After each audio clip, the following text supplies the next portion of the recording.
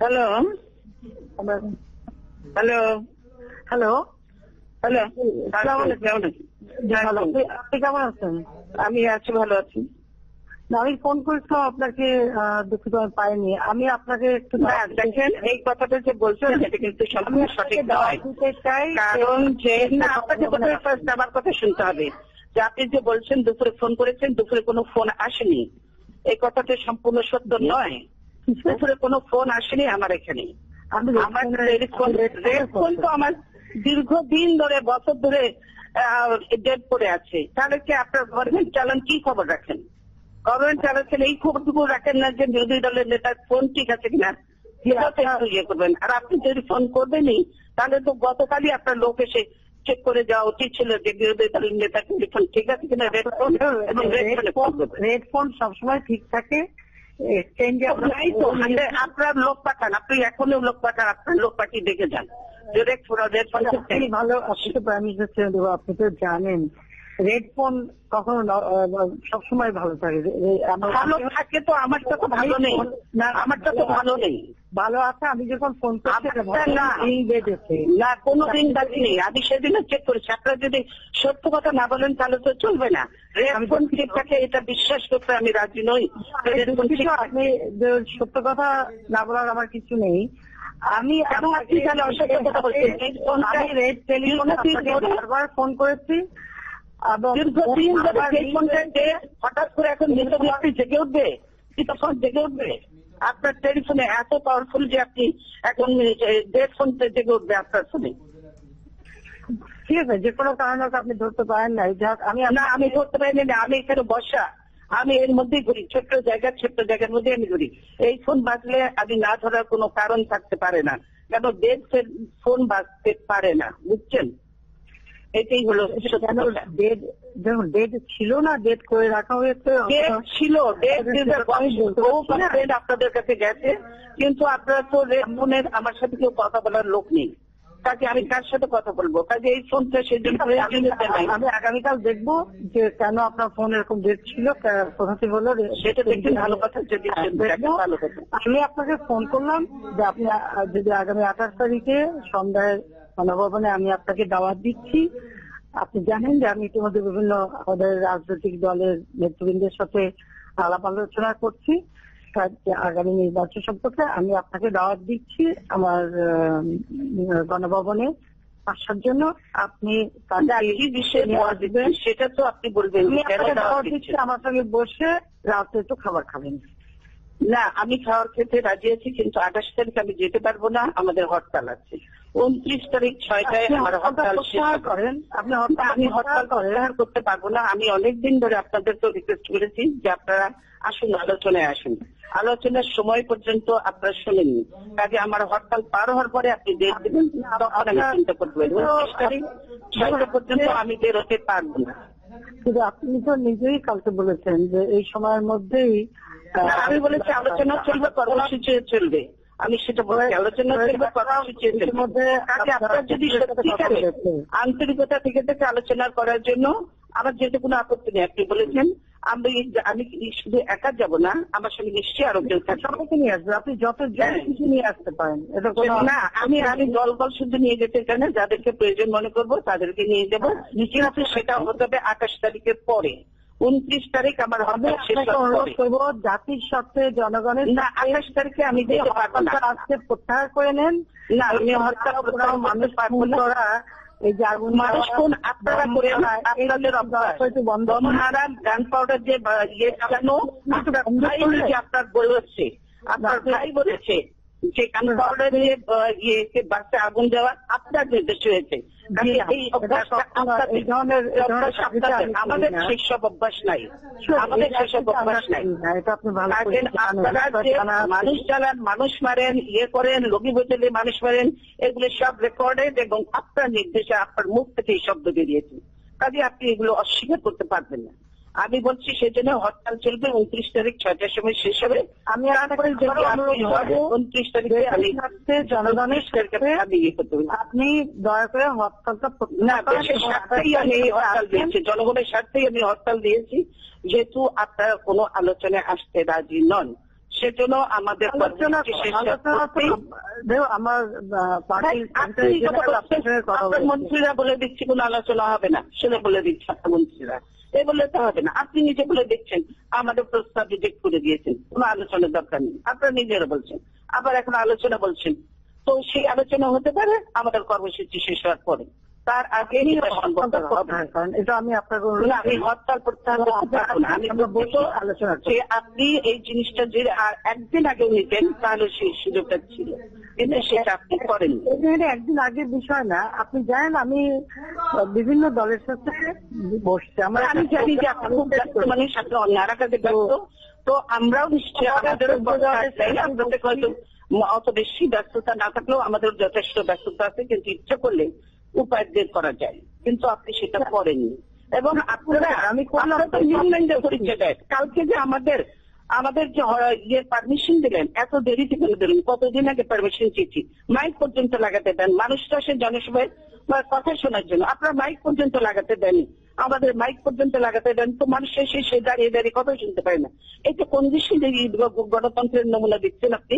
দেখুন আমি যে ধরনের নমুনা আপনার গণতন্ত্র আমি যে আলোচনা করবো সবার সঙ্গে, এটা কিন্তু আমি বহুদিন আগে থেকেই না আমি আমাকে বলেন যে আমরা যে জনসভাটা করলাম, আপনি মাইকের পারমিশনটা কেন হলো না? মাইক কেন দেওয়া হলো না? আমার মাইক তো দেওয়া হয়েছে, বাইরে সব খুলে দিয়েছে মাইক কয়েকটা, আমরা কেন যতদূর ইচ্ছা আমরা বাইক লাগাতে পারি, লোক অনেক বেশি শুনবে, লোক আসে জন্য রাস্তাঘাটে সবকিছু ট্রান্সপোর্ট বন্ধ করে দিন, 144 জারি করে দিন। দেশে কি ইমার্জেন্সি হয়ে গেছে, দেশে ইয়ে হয়ে গেছে, দেশে আমার জরুরি অবস্থা হয়ে গেছে, যুদ্ধ অবস্থা হয়ে গেছে, দেশে এরকম শুরু করে দিলেন আপনারা? এটা কি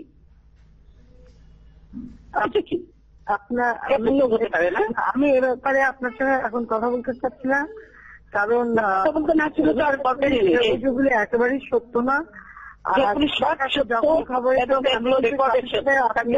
করতে পারেন না, আমার মিটিং করতে পারি কি? আপনারা মিটিং করতে দেবেন, মাইক দেবেন না, ঠিক মতো লাগে না, মিটিং করতে দেবেন, লাস্ট পর্যন্ত যে পারমিশন দেবেন যখন আমার ব্যাসটাও বানাইতে পারবে না। তো আপনি আগে মিটিং করেননি, তবে আপনি জানেন যে আমি সময় লাগিয়েছি, কথা মনে আছে 21শে আগস্ট গ্রেনেড হামলার কথা মনে আছে, আপনারা করেছেন গ্রেনেড হামলা, আমরা করি না, আমরা করি না, গ্রেনেড হামলা পেছনে আপনারা 11টায় পারমিশন আপনারা দিয়েছিলেন, সেটাও আমাদের মনে আছে। আমি সেটা আমাদের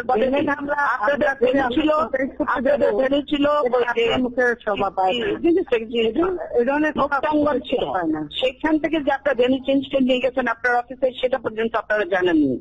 কথা তুলে এসব পুরোনো কথা তুলে কোনো লাভ নেই। মুক্তাঙ্গনে তখন আমরা পারমিশন দিয়েছি, এগুলো রেকর্ড খুঁজে বের করেন, গভর্নমেন্টের রেকর্ড আছে, আমাদের কাছেও আছে। আমরা পারমিশন দিয়েছি এবং 11 ছিল, আপনার লোকের হয়ে গেছে, কিন্তু আপনারা সেটা না করে পার্টি অফিসের সামনে করেছেন সেটা। এখন আপনাকে আমি বলছি যে আপনি যদি সত্যিকার আলোচনা করতে আন্তরিক হন, তাহলে আমাদের ঝগড়া করতে চাই না, আপনি তো ঝগড়া করতে চাই না, আপনি একতরফাই তো বলে যাচ্ছে, আমাকে তো কথা বলারই সুযোগ দিচ্ছেন না। আমি একতরফা বলবো কেন? আপনি কথা বলছেন, আমি জবাব দিচ্ছি শুধু।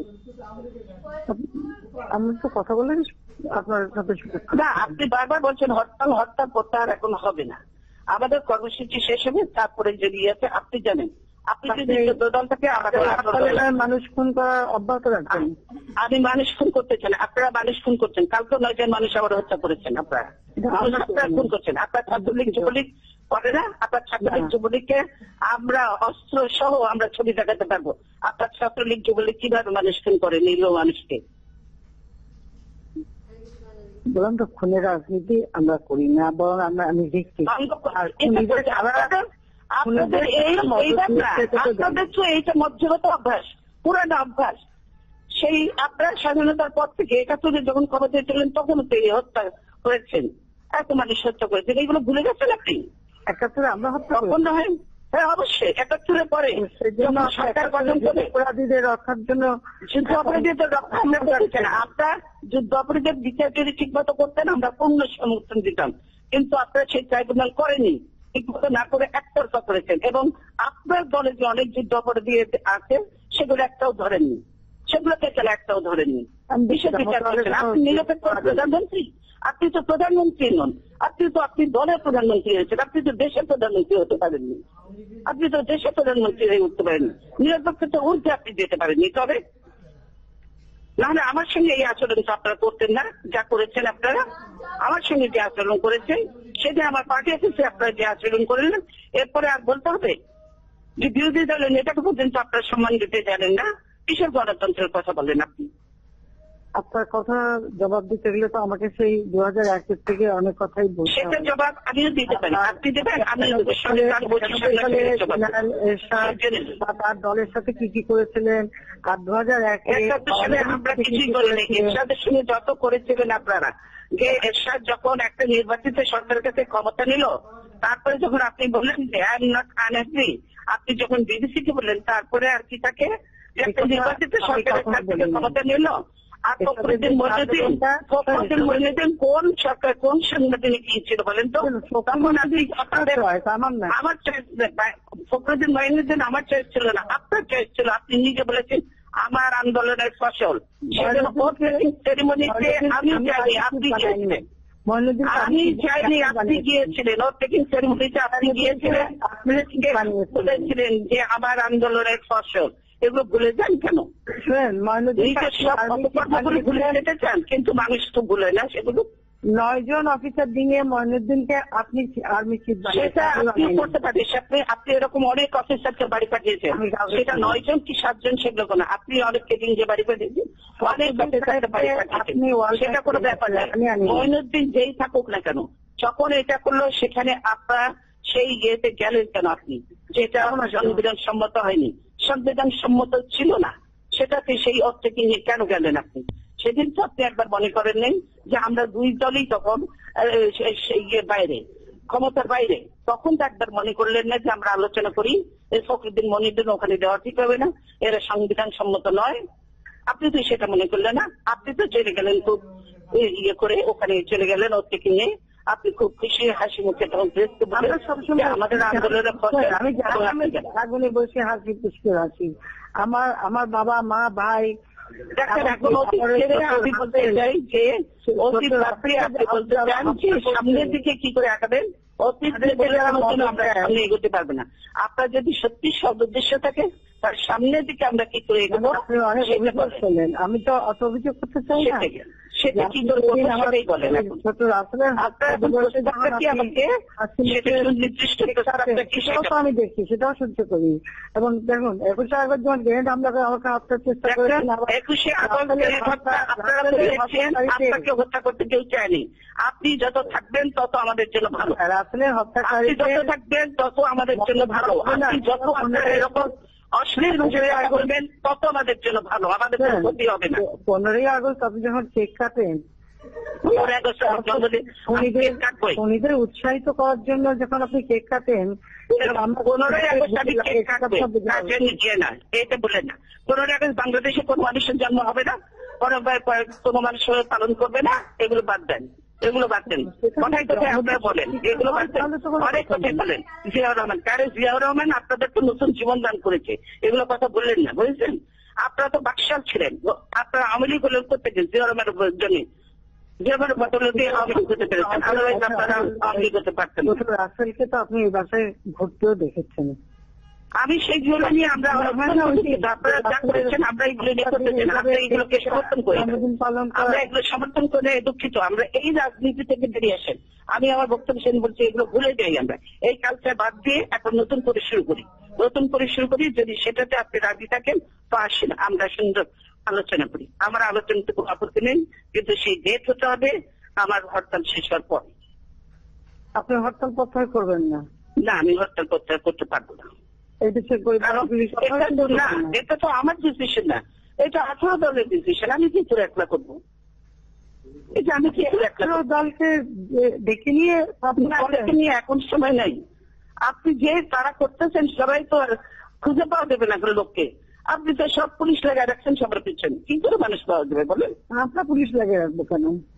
আপনি রাখবেন না, সরকার রাখবে। পুলিশটা কথা আমার কথা চলে? পুলিশটা আমার কথা চলে? আপনি তো সবার বাসা বসে রেড করছেন, বস্তি থেকে পর্যন্ত আপনি লোকজন ধরে নিয়ে যাচ্ছেন। তবে যেখানে বোমা বাস্ট হয়ে যাবে বোমা বাস্ট হবে, বোমা বাস্ট আপনারা করেন আর নাম দেন আমাদের, আমরা এটা তো আপনাদের পুরাতন ঐতিহ্য। কাজে এইগুলো কথা আবার ফিরে এসে না। আমি বলতে চাই যে আপনারা যদি 29 তারিখে পরে করেন আমি রাজি আছি, 29 তারিখে পরে আমি নিশ্চয় কথা বলতে রাজি আছি। আপনি আলটিমেটাম দিলেন 2 দিনে, আমি 2 দিনের মধ্যেই আপনাকে ফোন করলাম, করবেন আর বললেন 29 তারিখের পরে। আপনি কি বক্তৃতা দিলেন আর আজকে কি বলছেন একটু ভেবে রাখেন তো। আমি বলেছি আলোচনাও চলবে, চলবে, কিন্তু আপনি নিজেই তো বলছেন যে 2 দিনের মধ্যে যদি আলোচনা করেন। আপনি তো জানেন যে আমরা যখন আলোচনা কোনো এখন পর্যন্ত আপনার তখন শোনেন আপনি আমার কথাটাকে। আপনি যখন বলছেন যে দেখছেন যে আমরা সামনে ক্যামেরা নিয়ে কথা বলছেন, আমার সামনে ক্যামেরা আপনি তো ক্যামেরা ঘিরে বসে আসেন এবং আমার এখানে আমার এখানে ক্যামেরা কেউ নেই, বুঝছেন, ক্যামেরা কেউ নেই আমার এখানে, আমি নিজেই কথা বলছি। সেজন্য আমি বাসায় কথা বলছি। অফিসে হলে আমাদের সুবিধা হতো, ক্যামেরা থাকতেও সুবিধা হতো, কিন্তু সেগুলো করিনি। আমি এত কাজ করতে চাই না, নিজে কাজ করতে চাই না। তারপর টেলিভিশনে দেখবো আপনারাই ক্যামেরা দেখাচ্ছেন, আমাদের এখানে ক্যামেরা কিছু নেই, বুঝছেন। তাহলে কেন আপনার এই যে গুলশানে তাকে আপনি চেক করেন, যে বলেছে টেলিভিশন স্ক্রল দিয়েছে যে ওনার টেলিফোন ঠিক আছে, আমি এটা দেখতে চাই যে আমি খবর নিলাম ফোন ঠিক আছে, ফোন ঠিক নাই, সব 10 বড়বার ফোন করেছি। সরকারে বলতেছেন যে আমরা কানে শুনছি না কেউ, আমরা কানে শুনি না কেউ, ফোন মাঝে আমরা শুনি না, আপনি শোনেন। আমি কেন শুনবো কি করে, আমরা তো আমার অ্যাকাউন্ট এমনি নষ্ট। হ্যাঁ, তো সেটা তো আপনি শুনছেন, তারপরে বলছেন আপনি ফোন বাজছে, আমরা বলছি ফোন বাজছে না। ফোন শোনার বিষয় না, ফোন আমি নিজে করেছি। বাজছে তো আপনি নিজে করলে কি হবে? আপনি একটা যে ডেড ফোনকে আপনি বলছেন ফোন করেছেন, আমি তো বুঝবো না যে আপনি রিং হচ্ছেন। না, আমি ফোন রিং হচ্ছিল যে না, রিং হবে কি করে? যে ফোন ডেট সেই ফোনে রিং হবে কি করে? এইটাই তো মানসিকতা করেছে যে আপনি কি সত্যি কথা বলছেন কিনা। আমি সত্যি কথা বলছি, আমি কাল পর্যন্ত চেক করেছি যে আপনি করতে পারেন, এগুলো রিউমার সাথে হচ্ছে, সেজন্য আমি ফোন চেক করেছি, আমরা রিপোর্ট করেছি। আপনাদের লোকজন কেউ আসুন, তারা তো আমরা তো মানুষ বলেই মনে করে না, কেউ কাজে আসেও না, এটা টেলিফোন ঠিক করে গরজও মনে করে না, কিছুই করে না। যদি এটা ছিল কেন রেড টেলিফোন কেন? আমাদের তো আজকের মোবাইলে না, আপনি রেড টেলিফোনের দোষ দিয়ে আমাকেই মিথ্যে বলার তো বলবো কিসের জন্য? সবাই দেখে এই টেলিফোন মিথ্যা কথা বলবো কেন? যে টেলিফোন ডেট, তো ডেটকে ডেট বলবোই তো, মৃতকে মৃত বলতে 1602 আপনার সামনে লেখা থাকতে পারে। ক্যামেরাম্যান একবার আসছিল, এইটা যে মৃত, এটা সত্য কথা। কাজে আপনি এটা বললে হবে না যে এই টেলিফোন দিয়েছিল, এইটা বললে কেউ বিশ্বাস করবে না। কালকে খবর নেওয়া যাবে তো, কোনো ব্যাপারই না। কিন্তু আপনার এক্সচেঞ্জ থেকে যখন বলছে গুলশান এক্সচেঞ্জের যে বলেছে, তাকে রীতিমতো আপনাকে তার বিরুদ্ধে ব্যবস্থা নিতে হবে, কারণ সে সত্য কথাটা বলেনি।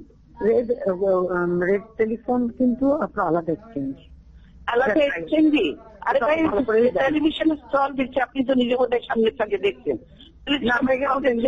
সরি, আমি কিন্তু আমার গণভবনে অফিসে বসে আছে, আমার অফিস রুমে কোনো টেলিভিশন। তাহলে কেন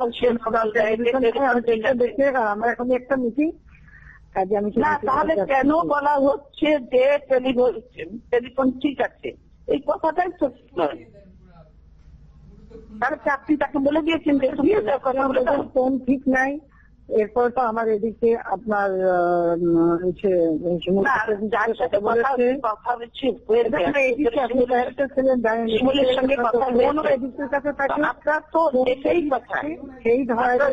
ছিল যে এই টেলিফোনে কথা হবে আমাদের।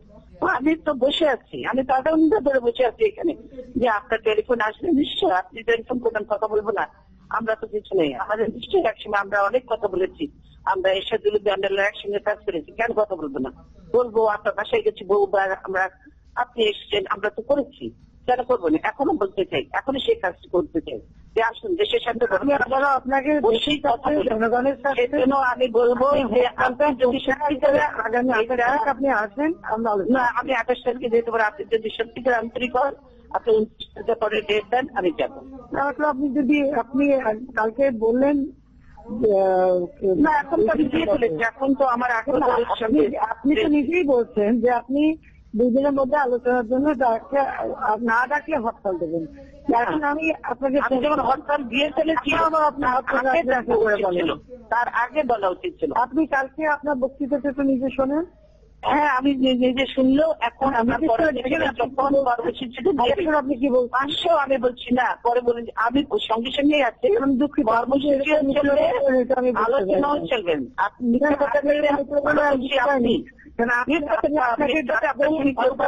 বাংলাদেশের মানুষ অত হিসেব করেই আমি আপনি যেহেতু বললেন যে 2 দিনের মধ্যে, মানে আমি বলেছি সঙ্গে সঙ্গে বলেছি যে কর্মসূচি আগে আপনাকে ফোন করলাম, কথা না হরতাল তো অলরেডি ঘোষণা হয়ে গেছে, এবং আপনার কারণ যে আমার 18 পার্টির সঙ্গে আলোচনা করি, এই পার্টি ঠিক হয়েছে, 18 দলের সঙ্গে বসে এই কর্মসূচি ঠিক হয়েছে। 18 দল পাবো কোথায় এখন? 18 দলে 18 দল পাবো কোথায়? 18 দল আপনি পাবেন, আপনি কেউ কেউ কেউ ইয়েতে নেই, হবে না, এটা কথা হলো না, এটা কেউ বিশ্বাস করবে না, সেটা কেউ বিশ্বাস করবে না ঠিকই, আমি ডাকলে হতো, কিন্তু এখন হবে না এই কারণেই যে বলছেন এই 2 দিনের মধ্যে রাখতে হবে। আমি সেই জন্য আপনাকে ফোন করলাম।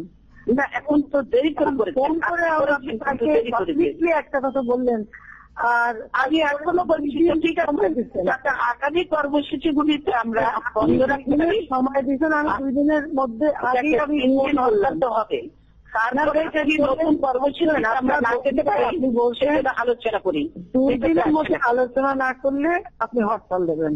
তা আমি কিন্তু সাথে সাথে আপনাকে ফোন করলাম, আপনি যদি কালকে রাত্রেও ফোন করতেন তাহলেও এটা কনসিডার করার সুযোগ ছিল। আপনি কেবল বললেন না, তারপরে কি পুরো রাত্র চলে গেছে, রাত্রে চলে গেছে, আমি অফিসে গেছি, অফিসে চলে গেছি। আপনি যদি সঙ্গে সঙ্গে ফোন করবেন, আপনার হয় না, আমি রাত জাগি না, রাত জাগি না, তাই না? আর আমি সন্ধ্যাবেলা অফিস, আমি নতুন শুনলে ঘুমিয়ে পড়েন, আপনি কি নতুন শুনলে ঘুমিয়ে পড়েন? আমি তো অফিসে সন্ধ্যাবেলা নামাজ পড়ি, তারপর আপনি জানি খুব নামাজ করেন, কোরআন পড়েন, সব করেন, সঙ্গে করেন, সব কিছু করেন, আবার ইসলামী কারণ সেই পর জানান আপনি আবার ইসলামী দেশের সঙ্গে জঙ্গিও বাড়ে, তাদেরকে গুলি করে হত্যাও করেন, সবই জানি। এগুলো তাকে নতুন কিছু ব্যাপার নয়। আপনি এখন বলেছি যে এখন আমরা সবাই জানে, এটা আপনি করিয়েছেন, এই হিসাবে আমাদের আপনারা করিয়েছেন, কারণ কি আপনারা এগুলোতে বিশ্বাস করেন না, কাজে যেটা সরাসরি অত্যন্ত 29 তারিখ এর পরে যদি আপনি চান আলোচনা করতে, আমরা করতে রাজি আছি।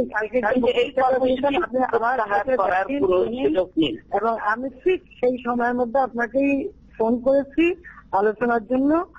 আপনি দলের নেতারা নেই, আপনার বক্তৃতা থেকে সরে যান, আমার দলের নেতারাও নেই, আমার দলের নেতারাও নেই, তারা করছেন। কোন নেতাকে পাবো না, স্ট্যান্ডিং কমিটির নেতাদের আমি পাবো না, 18 দলের নেতাদের পাবো না। কার সাথে কথা বলে এটা আমি প্রত্যাহার করবো? আপনি বলেন, আপনি কাউকে পাবেন একটা কথা বলবো, আপনি হুকুম দিলেই তো স্বাভাবিক। সব আমার বাড়ি, আমার আর আপনি এইটুকু পারবেন একটা কথা হলো পারবেন না, এটা হয় নাকি? আরে আপনার ডিবি এসবি সব ঘেরাও করে আমার বাড়ি অফিস বসে থাকে, তো আমার নেতাটা কি করে আসবে বলেন? এটা তো ঠিক না, আপনার সব নেতারাই যেতে পারেন, যেতে আজকে পারবে না, আসলে পারবে না। চুরি দাও কোরাল নিয়ে মানুষকে করেন, বিশ্বজিৎকে ওই দাও দিয়ে হত্যা করলো না, বিশ্বজিৎকে আপনার লোকজন হত্যা করলো না, না, যা যা করছে তারা আগে থেকেই বহিষ্কৃত। এগুলো আপনাদের এরকম বহু উদাহরণ আমরা দিতে পারবো। ওদের বাবাকে বলতে যে আপনারা গ্রেফতার করছে, টেলিভিশনে দেখানো হয়নি, সরাসরি ডাইরেক্ট গ্রেফতারও করছি তাদেরকে।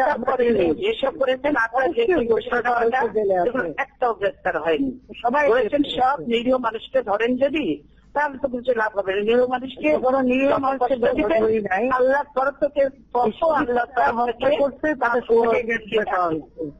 এবং গ্রেফতার করার পরেই জানা গেছে যে তারা ছাত্রলীগের নাম ধারণ করলেও আসলে তাদের বাবা মা অনেকেরই জামাত করে অথবা বিএনপি করে। সেটাও না, কেউ বিএনপি করে, তারা ছাত্রলীগ করে এবং তারা ছাত্রলীগই করে। এই ছাত্রলীগ করে এগুলো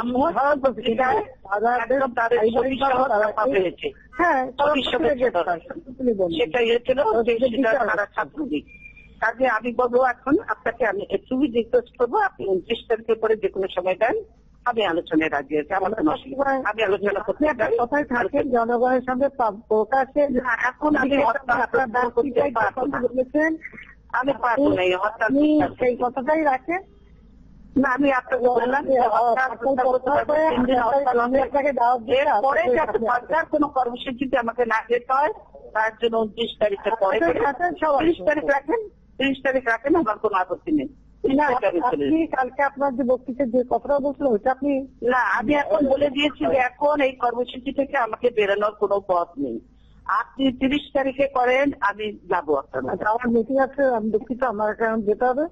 আমি আবার আপনাকে অনুরোধ করি কালকে আপনি পাবলিকের কাছে যে বক্তৃতাটা দিচ্ছেন, আমি বলছি যে আমি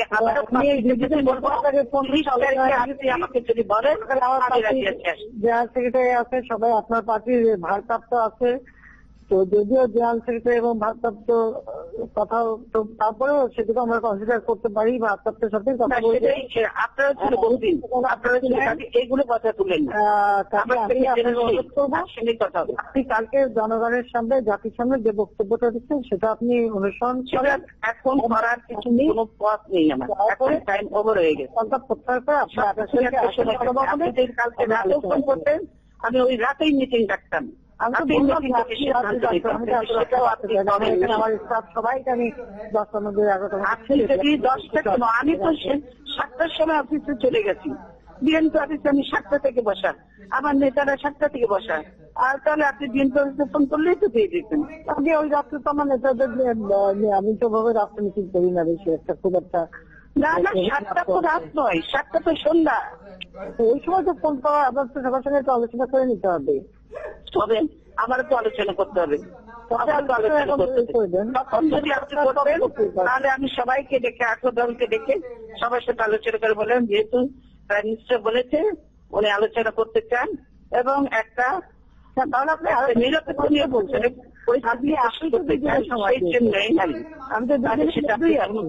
কালকে করলেন না, আপনি সময় দিয়েছে, আমি 2 দিনের ভিতরে আপনাকে ফোন করছি। না না, আপনি মনে করছেন যে এই 348 শেষ হয়ে যাবে, এটা তো না। আমাদের আপনি 330 সেটা আমার মনে আছে। 330 দিন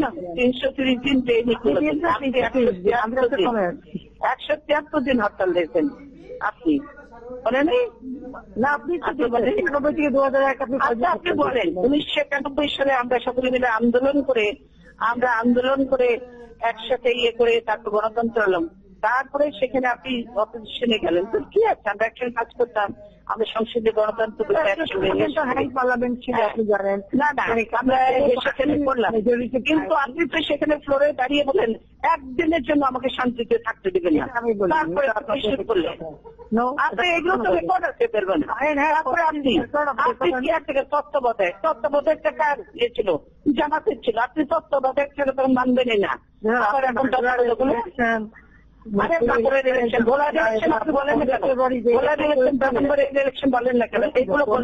ইলেকশনের পরে যে সিচুয়েশন, উপায় ছিল কি ওইভাবে ভোট এখনো হয়েছে।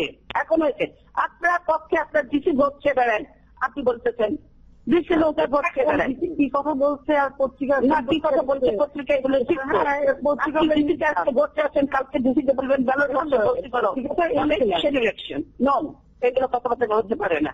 আপনি যদি 30 তারিখে করতে চান আমি রাজি আছি, আমার এটা ফাইনাল, এর বাইরে আমি যেতে পারি। বললাম তো এটা আপনি ডিসি ভোট চাইবে কিসের জন্য?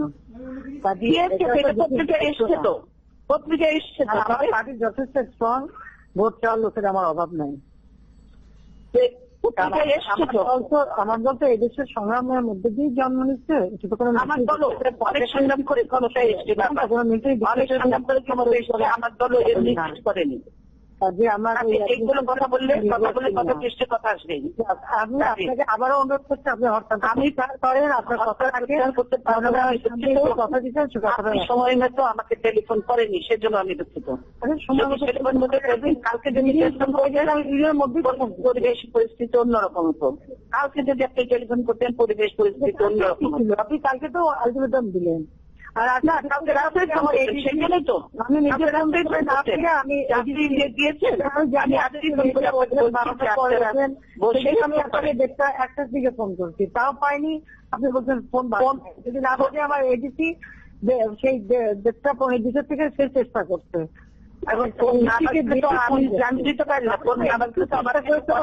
শিমুল বিশ্বাসের সাথে সে বারবার কথা বলতে, তাহলে কত 20 বলেছেন যে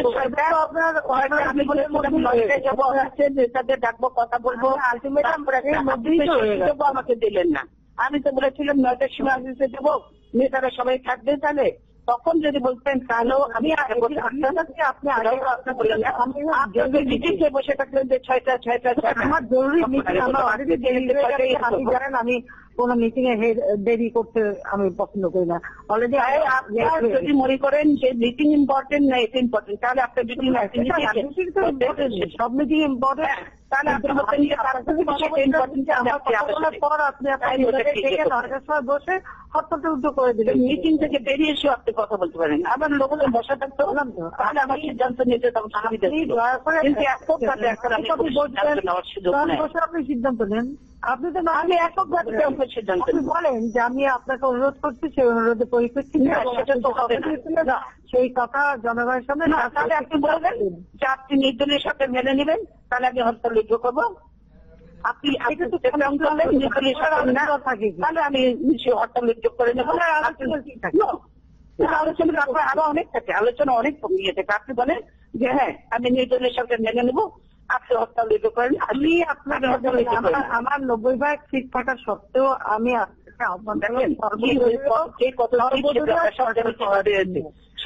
নিজের করে আপনি সর্বদলীয় সরকার হয় না, আমরা সর্বদলীয় সরকারে কোন সময় এগুলো অংশগ্রহণ করিনি। আপনি এর আগেও বলেছিলেন সেগুলো হতে পারে না। আপনি যদি বলেন, যদি এখন বলেন যে আপনি যদি বলেন যে এখন আপনি নিরপেক্ষ সরকারের জন্য রাজি আছেন, উদ্যোগ করে নেব। আপনি বলেন যারা -2 করতে চেয়েছিল তাদেরকে আবার সুযোগ দিতে চান কেন? আমি দিতে চাই না, সেটা আপনি আপনি যে ভাষায় কথা বলেন না, আপনি তো খুব মধুর ভাষায় কথা বলছেন, আমার কানে পাবলিক মিটিং এ যে ভাষায় কথা বলেন সেটা তো আমরা শুনি, কথা বলতে আমরা শুনি না। আমরা যেটা চাচ্ছি যে পার্লামেন্টে আমরা আছি, পার্লামেন্টে আমরা যেহেতু আছি, কখনো আপনি অপোজিশনে, কখনো আমি অপোজিশনে, কখনো আমি সরকারে, কখনো আপনি সরকারে, আমরা যা করবো পার্লামেন্টের ভিতরে আমরাই। মিটিং এর আপনি নষ্ট করলেন, আপনার মিটিং এ যাওয়ার কথা আপনি দেরি করছেন তো, আপনার মিটিং এর ক্ষতি আমি করতে চাচ্ছি না, সেই জন্য আমি বললাম সব কথা হয় না, সব কথা হয় না। সেই জন্য আমি বলবো যে আপনি বলে দেন আমাকে, আমি তাহলে আমার নেতাদের সবকে ডাকবো, তখন তারা সবাই উদ্যোগ করে দেন। না, আপনি বলেন আমাকে নিরপেক্ষ সরকারের অধীনে নির্বাচন হবে, এটা নিয়ে আলোচনা হবে, তাহলে আমি হরতাল উদ্যোগ করে নেবো। আমি আপনাদের কোন ব্যক্তি নিরপেক্ষ হবে, এই নির্দলীয় গুলোকে কিভাবে করবে, আপনার ফর্মুলা কাটবে না আমার ফর্মুলা, এগুলো নিয়ে তো অনেক আলোচনা, আরো অনেক আলোচনা বাকি। আপনি রাজি হন আপনি নিরপেক্ষ সরকারের অধীনে নির্বাচনে রাজি আছেন, আপনি নিজের দলের লোকের উপর, আমার লোকের উপর আমার ভরসা আছে, আমাদের ভরসা করবো। বাইরের লোক আনেন না। সেজন্য আপনাকে এই কথাটুকু বলতে হবে। আপনি বাইরের লোক আনেন না। আমি হপ্তাহ ভিত্তি করে আপনি বাইরের লোকের হাতে আপনার দিয়েন ওখানে না। আলোচনা করতে। আমি আপনাকে সেটা অনুরোধ করবো না, আপনি যদি বলেন যে নিরপেক্ষ সরকারের অধীনে নির্বাচন করতে আপনি রাজি আছেন, তাহলে আমরা কালকেই আমি হরতাল সব উইথড্র করে দেবো, রাতের মধ্যে ঘোষণা দিয়ে দেবো হরতাল উইথড্র হবে। আমরা কালকেই আপনার সঙ্গে আলোচনায় বসবো, কোনো অসুবিধা নেই। আপনি শুধু আপনি সর্বদলীয়টা মেনে নেন, সব দলের সর্বদলীয় মানা যায় না, সর্বদলীয় মানা যায় না। এটা আপনার হয় যে লোক থাক আমার তারা ইলেকশন করুন, যারা সর্বদলীয় মানা যায় না। ওরকম বাইরে করেন না, পরে আবার সেই তারা আবার সেই কাকে আনবেন আবার কতদিন অনেক দিন আমি কাউকে আনবো না, সে ক্ষমতায় আছেন আপনি। অনেক দিন হয়ে যাবে। আপনি তো আমাকে দেখতে ভালো লাগে না, এছাড়া সবচেয়ে ভালো পছন্দ হয় আপনার। বরং আপনি আর কতদিন অনেকদিন নতুন করে সৃষ্টি করেন না, আসেন আমরা যেটা করি আমরা নিজে নিজে করি। আমি কিছুই করতে চাচ্ছি না, আমি কোনো চাই না, আমি চাই না। আপনি রাজি হয়ে যান, বলে দেন, নাহলে আমি 30 তারিখের পরে ডেট দেন, আমি করবো। 29 তারিখের পরে ডেট করেন, হরতাল প্রত্যাহার হবে না। 29 তারিখের পরে আপনি ডেট দেন, আমি আলোচনায় যাবো। 28 তারিখে আমি আপনাকে দাওয়াত দিচ্ছি, আপনি আসুন। না, আমি 28 তারিখে যেতে পারবো না, হরতালের মধ্যে আমি কোথাও যাই না। হ্যাঁ, কারা দেখা আনবেন বলেন, আপনি 28 তারিখ আসেন। 28 তারিখ আমি যাবো না, আপনাকে কে ওখান থেকে প্রমোট করছে সেটা ভালো করে। আমি 28 তারিখে হরতাল উইথড্র হবে না। আপনি যদি 30 তারিখে করতে চান